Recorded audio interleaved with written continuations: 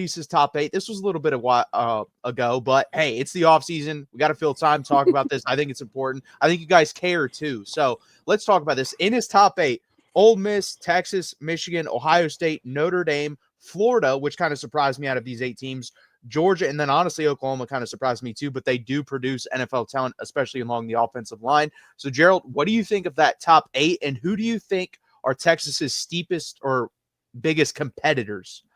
Yeah, I mean, it's when you look at like who got the visits, right? That kind of narrows it down a bit. But I really think like the big 2 probably for Ojo to me feel like Oklahoma and Texas are the last 2 that are getting visits. Any kids in state, those are probably going to be the top 2 that you're looking at. Bill Bedenbaugh has kind of was a little bit behind the times, I think, if you talk to OU folks. And so they're starting to catch up, and they realize that like if we don't modernize this recruiting operation, then it's just not going to work for us on the offensive line. And so I think we're seeing some of that now with them being in Ojo's top 8. They've been competitive for a couple of other guys. And so I think, as it stands right now, like the ones that really make sense to me, probably Michigan, Texas, and Oklahoma, just based on how they produce offensive linemen they're putting into the league.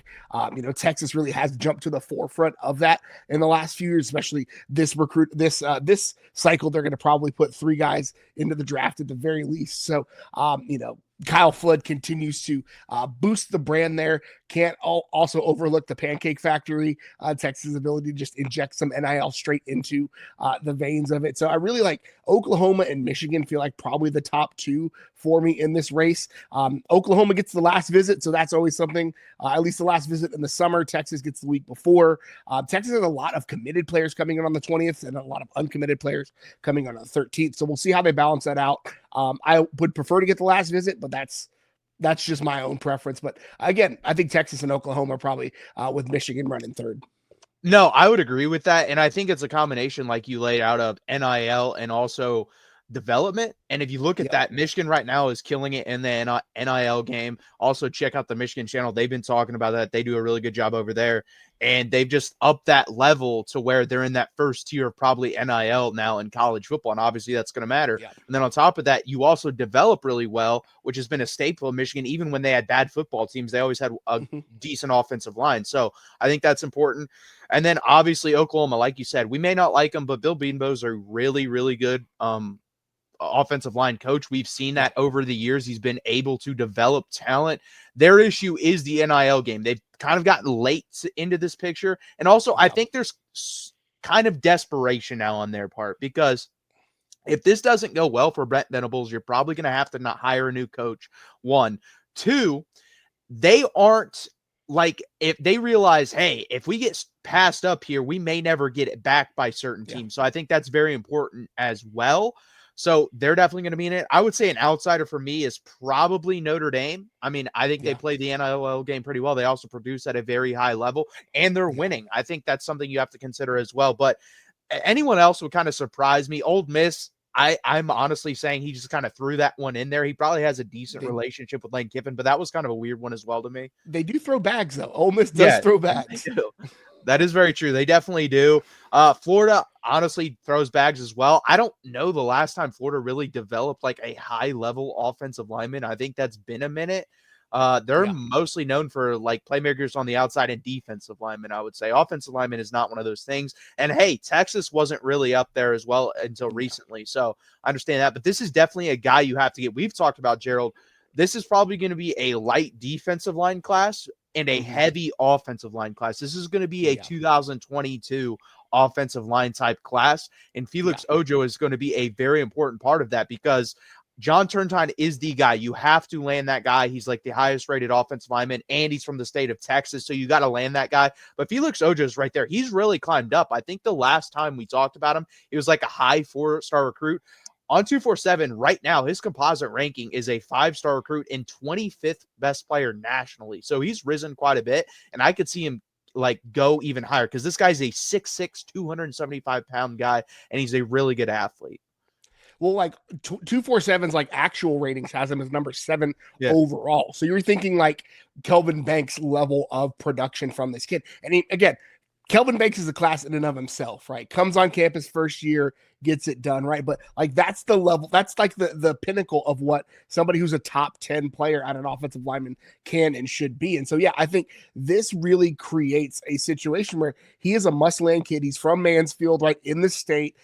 Again, those in-state guys, those OU always has their claws in, but I think with how Texas has been recruiting, how Texas has been developing, again, the sales pitch for Felix Ojo is you walk into his living room and you put on Kelvin Banks highlight reel, and then you put on Kelvin Banks grabbing a jersey on night one of the NFL draft, right? That's the recruiting pitch for him, right? In 3 years, you can be a first round pick if you come to Texas and you play your cards right. Now, there obviously OU has all the skins on the wall in the past, and Michigan does, and all these other schools do, but like Texas is the one that's doing it probably best right now, especially for this class. Again, we've talked about it before. 3-4 years ago, Texas went without a draft pick, and now they're looking at a streak of first round picks. They're looking at a streak of potentially top 10, top 15 type picks this year. So like there's an opportunity for Texas to have potentially 3 guys drafted in the first round, which would be nuts. It's something we haven't seen in a very long time. And so that to me is like the recruiting pitch for a kid like Ojo. It's like, hey, Kelvin Banks came here. He was ready when he got here. We put him on the field first thing. He would probably have been a first-round pick last year if he was able to go out. And so you could be that in 3 years from now if you come in, get your head right, get your body right, and work right. Like that's the recruiting pitch. And so I think Texas and Kyle Flood are in a advantageous position this specific cycle to really load up on offensive linemen. No, 100%. And that's the thing too. It's stacking up. This isn't a one-off type class. Like Christian Jones got drafted last year. He played for the Cardinals a little bit this year. Then you're going to have Kelvin Banks. You're going to have Cam Williams also get drafted probably inside the top 50. And then, like you said, you'll probably have Hayden Connor or Jake Majors, one of the two, get drafted. Maybe both. Someone could fall in love with an interview and say, hey, 6th, 7th round pick, let's draft this guy. So it's really impressive what they've done at the offensive line position. This is just another guy that could come in and honestly could play right away, because if Trevor Gooseby has a really good year, like honestly, if he just plays to the level I saw him and then take it up, I don't know, 5%, I think he could even be like a 2nd round pick next year. So if that happens, that left tackle spot is wide open. And hey, Felix Ojo, they gave the opportunity to Kelvin Banks. If you can be near as good as he was, you may have the opportunity to start right away at Texas. And that is a lofty expectation for somebody like coming to be Kelvin Banks. Like that, those are really big shoes to fill, literally and metaphorically.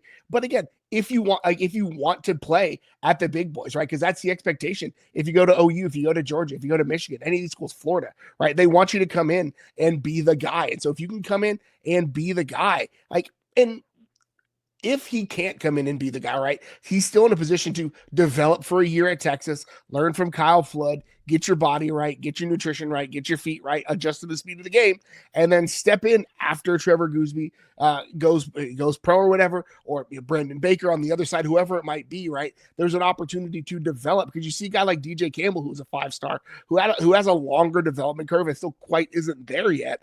But Texas has the bodies in that offensive line room to say, hey, if you can come in and be Kelvin Banks, we'll put you on the field. But if you can't come in and be Kelvin Banks, you have space. We're not going to press you into service early. You don't have to be the guy. If you can be the guy, more power to you, but you don't have to be the guy. That's probably another advantage Texas has in this recruitment.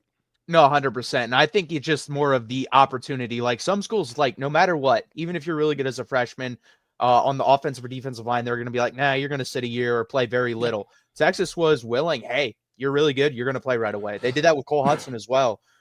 So we'll see what happens there, but that's it on Felix Ojo.